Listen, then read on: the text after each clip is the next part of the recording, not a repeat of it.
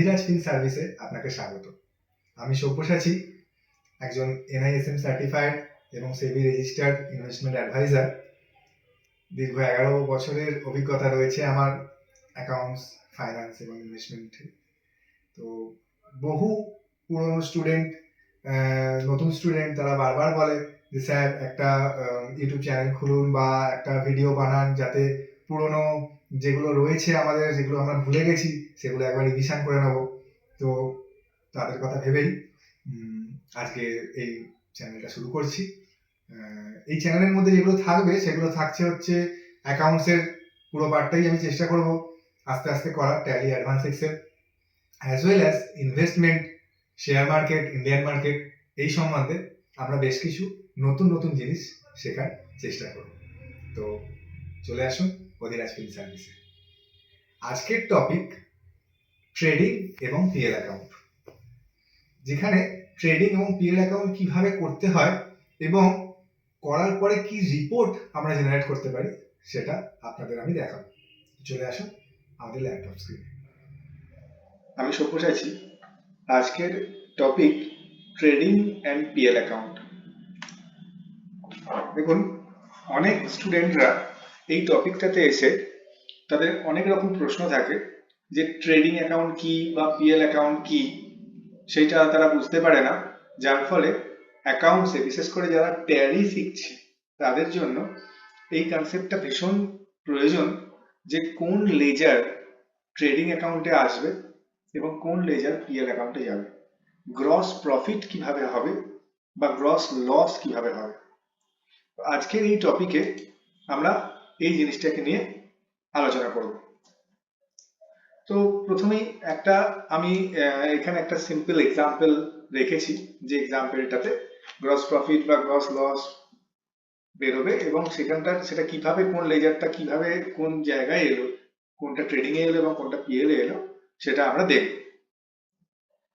Trading অ্যাকাউন্টের ফরম্যাটটা হলো এইরকম, যেখানে উপরে হেডিং থাকবে trading and profit and loss account, তারপরে বাঁ দিকে থাকবে পার্টিকুলার, তারপরে ডেবিট সাইড, ডান দিকে থাকবে পার্টিকুলার, তারপরে ক্রেডিট সাইড। বাঁ দিকে পার্টিকুলার সাইডে যে লেজার গুলো থাকে সেটা হচ্ছে কোম্পানির ওপেনিং স্টক, পারচেজ, যদি পারচেজ থেকে কিছু রিটার্ন হয় তাহলে সেই রিটার্নটা মাইনাস হয়ে আউটার কলামে ফাইনাল অ্যামাউন্টটা যায়। তারপরে থাকে ডাইরেক্ট এক্সপেন্সেস, আর নিচে থাকে পিএল এর পার্ট, প্রফিট অ্যান্ড লসের পার্ট।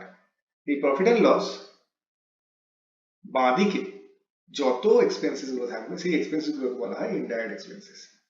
এবার এখানে প্রশ্ন আসে, স্যার বুঝবো কি করে কোনটা ডাইরেক্ট এক্সপেন্সেস আর কোনটা ইনডাইরেক্ট এক্সপেন্সেস?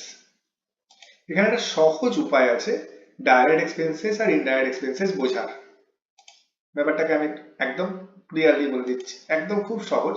সেটা হচ্ছে, যে এক্সপেন্সেস গুলো পারচেজ করতে গিয়ে খরচা হবে, এক্সপেন্সেস মানে কি আমরা জানি খরচা, তো যে খরচগুলো বিজনেসে পারচেজ করতে গিয়ে হবে সেটা হচ্ছে আমার ডাইরেক্ট এক্সপেন্সেস।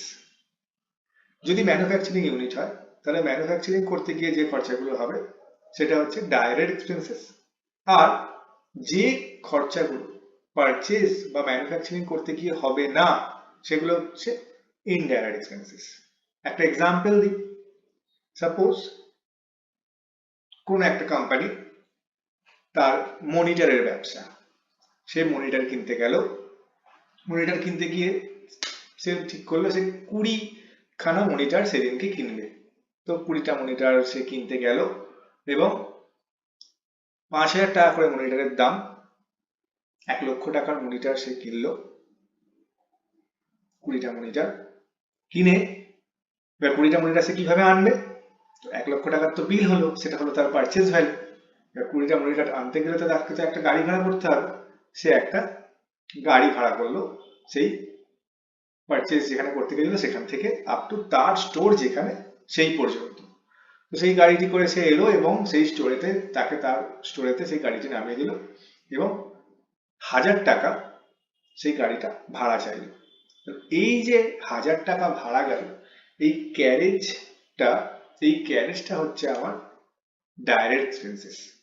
এবার সে ভাড়া থেকে তাকে গাড়ি থেকে দিল, গাড়িওয়ালাকে দিল, এবং গাড়িওয়ালা সেই ভাড়াটা নিল এবং বললো যে আপনি কাউকে ডাকুন, এই 20টা মনিটর তো নামাতে হবে, আমি তো নামিয়ে দেবো না। তো আমি আমার জানাশোনা একজন ছিল, তাকে আমি ডাকলাম, ডেকে তাকে বললাম যে ভাই গাড়ি থেকে এই মনিটর গুলো নামিয়ে আমার দোকানে ঢুকিয়ে দাও। সে বললো হ্যাঁ আমি ঢুকিয়ে দেবো, কিন্তু আমি তার জন্য 500 টাকা নেব। আমি বললাম ঠিক আছে। তাহলে এই যে সে আমাকে গাড়ি থেকে নেবে, ওই প্রত্যেকটা মনিটর গাড়ি থেকে বার করলো এবং আমার স্টোরেতে ঠিকঠাক ভাবে সাজিয়ে দিল, আমি তাকে 500 টাকা দিলাম। এই সমস্ত খরচাই যেগুলো হলো, আমি তাকে 500 টাকা দিলাম, যেটা সেটা আমি কি হিসেবে রাখবো, সেটা আমি রাখবো ওয়েজেস হিসেবে। তো এই যে পুরো খরচাটা হলো, এই খরচাটাকে আমি বলতে পারি ডাইরেক্ট এক্সপেন্সেস, কারণ এটা পারচেস করতে গিয়েই হয়েছে। পারচেস করতে গেছিলাম বলেই না আমার গাড়ি ভাড়া লেগেছে, পারচেস করতে গেছিলাম বলেই না আমার ওয়েজেস লাগলো, লোডিং আনলোডিং চার্জটা লাগলো। তো সেটা আমার ডাইরেক্ট এক্সপেন্সেস হলো। এইবার আমি স্টোরেতে ঢুকলাম, স্টোরেতে ঢুকে আমি লাইট পাখা জ্বালিয়ে বসলাম, আমার স্টোরেতে ঢুকলাম, আমার স্টাফেরা এলো। ইতিমধ্যে ইলেকট্রিক বিল একজন এসে দিয়ে গেল, বললো যে এটা আপনার স্টোরের ইলেকট্রিক বিল এসছে। আমি দেখলাম ইলেকট্রিক বিল এসছে সেই মাসে 5,000 টাকা। তাহলে এই যে ইলেকট্রিক বিলটা, এটা কিন্তু আমি সেদিনকে পারচেস করতে গেছিলাম বলে কি ইলেকট্রিক বিলটা এসছে? যে ইলেকট্রিক কোম্পানি, সাপোজ ধরি আমি যদি বলছি যে আমার সিইএসসি, তো সিইএসসি থেকে যে বিলটা এসছে সেটা কি আমার পারচেস করতে গেছিলাম বলে সে দেখতে পেয়েছে আমি পারচেস করতে গেছিলাম সেই জন্য আজকে বিলটা নিয়ে এসছে? সেটা তো নয়। সেই বিলটা সেদিনকে আসার কথাই ছিল, সে তো আসতোই, আমি পারচেস করতে যাই বা না যাই, বিল তো ইলেকট্রিক বিল তো ইলেকট্রিক বিলের মতোই আসবে। অতএব সেইটা হচ্ছে আমার ইনডাইরেক্ট এক্সপেন্সেস। তাহলে একদম পরিষ্কার হয়ে গেল, যে খরচাগুলো আমার পারচেজ রিলেটেড বা ম্যানুফ্যাকচারিং রিলেটেড সেগুলো ডাইরেক্ট এক্সপেন্সেস, এবং যে খরচাগুলো আমার পারচেজ রিলেটেড নয় আর বাকি সমস্ত খরচা আমার ইনডাইরেক্ট এক্সপেন্সেস, যেটা হিট করবে আমার পিএল এর সাইডে। এই ওপরের সাইডটার নাম হচ্ছে ট্রেডিং সাইড, যেখান থেকে বেরোয় gross profit or gross loss.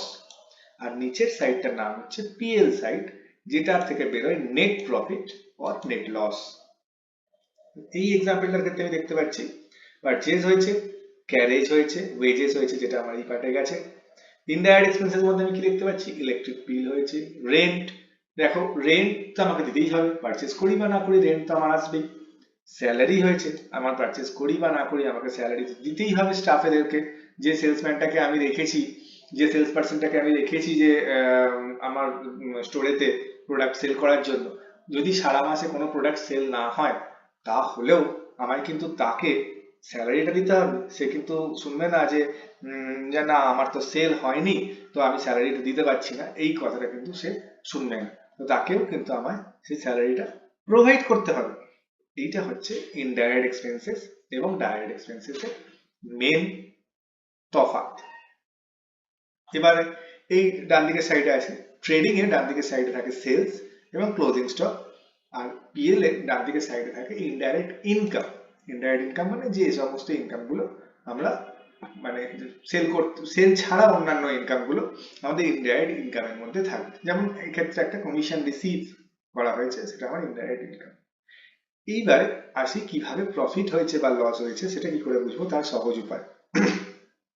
একদম সহজ উপায় হলো, যদি ক্রেডিট সাইড ডেবিট সাইডের থেকে বেশি হয় তাহলে জানতে হবে প্রফিট হয়েছে। মানে আমি ব্যাপারটাকে আরো সহজ করে দিচ্ছি। আমি যদি এইখানে একটা টোটাল করি, এক্সেলে টোটাল করা আমরা জানি, তো জাস্ট সিলেক্ট করব, অটো সাম মারবো, টোটাল হয়ে যাবে 5,90,000 টাকা। এইখানে একটা টোটাল করি, অটো সাম মারি, 4,85,000 টাকা। তাহলে এই যে দুটো সাইডের মধ্যে কোন দিকটা বড়? ক্রেডিট সাইড বড়। তো আমি কি বললাম? Credit side is greater than debit side, তাহলে প্রফিট। কেন? কারণ আমাকে তো দুটো দিক মেলাতে হবে, আমাকে দুটো সাইডেই 5,90,000 করতে হবে। এখানে 5,90,000 আছে মানে এখানেও 5,90,000 করতে হবে, এখানে তো 4,45,000 হবে না। তাহলে 5,90,000 করতে কি করতে হবে? এখানে একটা ফিগার বসাতে হবে, যেটুকুন গ্যাপ আছে সেই ফিগারটা বসাতে হবে। অতএব সেই ফিগারটা যেই মাত্র ডেবিট সাইডে বসবে তার নাম হয়ে যাবে প্রফিট। আর এই দিকে যদি ছোট হতো, এই দিকে যদি বড় হতো, তাহলে আমাকে ফিগারটা এই দিকে বসাতে হতো। অতএব যেই মাত্র ক্রেডিট সাইডে ফিগার বসতো তখন তার নাম হয়ে যেত গ্রস লস। এখানে একটা জিনিস খেয়াল রাখতে হবে, ট্রেডিং এ কিন্তু প্রফিটের আগে গ্রস বসে, লসের আগে গ্রস বসে। তো এই ক্ষেত্রে আমি দেখতেই পাচ্ছি, আমি রাফে একটা হিসাব করে নিয়েছি যে কত টাকা প্রফিট বা লস হয়েছে, সেটা আমি এখানে করে এন্টার মারলেই দেখা যাচ্ছে 1,35,000 টাকা। আমি এখানে 1,35,000 টাকাটা বসিয়ে দেবো। তাহলেই দেখতে পাচ্ছি, দেখো আমার দুটো দিক সমান হয়ে গেল, 5,90,000 টাকা করে। এইবার একটা জিনিস বলি, ট্রেডিং এর প্রফিটটা বেরিয়ে গেল, প্রফিটটা বেরিয়ে যাওয়ার সাথে সাথে আমরা এই প্রফিটটাকে নিয়ে এইখানে পুট করে দেবো, কারণ এইটাই কন্টিনিউয়েশন। ট্রেডিং এবং পিএল এর একসাথেই অ্যাকাউন্টটা করা হচ্ছে। তো এই প্রফিটটা হয়েছে মানে বিজনেসে প্রফিট হয়েছে, মানে কি বিজনেসে বেশি আয় হয়েছে। তো এই ক্রেডিট সাইডটা হচ্ছে আমাদের কি ইনকামের দিক। তো প্রফিটটাকে আমরা ইনকাম সাইডে পুট করে দিলাম, 1,45,000 টাকা পুট করলাম। এই যে ইনকামের দিকে প্রফিটটা পুট হয়ে গেল, এইখানে এবার পিএল সাইডে আমি একটু আগেই বললাম সমস্ত এক্সপেন্সেস মানে ইনডাইরেক্ট এক্সপেন্সেস গুলো এদিকে বসাবো এবং ইনডাইরেক্ট ইনকাম গুলো এদিকে বসাবো। এখানে একটাই ইনডাইরেক্ট ইনকাম হয়েছে, কমিশন রিসিভ। তাহলে একই রকম ভাবে আগের মতন এইটার একটা টোটাল করব, 1,47,000 টাকা। এইটার একটা টোটাল করব,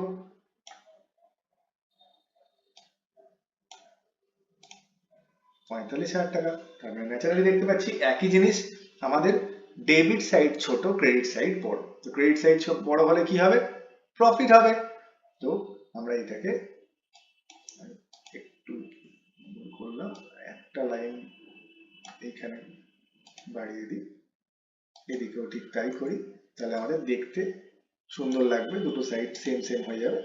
এবার আমাদের এখানটা প্রফিট হয়েছে, দেখতেই পাচ্ছি কত টাকা প্রফিট হয়েছে, 1,02,000 টাকা। অটোমেটিক প্রফিট ফিগার 1,02,000 টাকা হতেই দুদিকে 1,47,000 টাকা করে হয়ে গেল সুন্দরভাবে। এইবার এই যে নেট প্রফিট, এখানে ফিগারটা চলে এলো, গ্রস প্রফিট এখানে ফিগারটা চলে এলো। এটা তো আমি হাতে করে বসালাম বা মাইনাস করে করলাম। এক্সেলে ফর্মুলার মাধ্যমে এই গ্রস প্রফিট বা গ্রস লস, নেট প্রফিট বা নেট লস অটোমেটিক এপাশ ওপাশ করতে থাকবে। সেইটা কিভাবে করব সেটা আমরা নেক্সট দিন নেক্সট ভিডিওতে শিখব। তো আজকের জন্য এই পর্যন্তই থাক। আশা করি ট্রেডিং অ্যাকাউন্টের গ্রস প্রফিট গ্রস লস বার করা, পিএল অ্যাকাউন্টে নেট প্রফিট নেট লস বার করা, ডাইরেক্ট এক্সপেন্সেস এবং ইনডাইরেক্ট এক্সপেন্সেস এর মধ্যে তফাৎ কি, এগুলো আজকে ক্লিয়ার করতে পারলাম। দেখা হচ্ছে আবার পরের ভিডিওতে। নমস্কার। সবাই সঙ্গে থাকবেন, ভালো লাগলে চ্যানেলটা সাবস্ক্রাইব করে দেবেন। নমস্কার।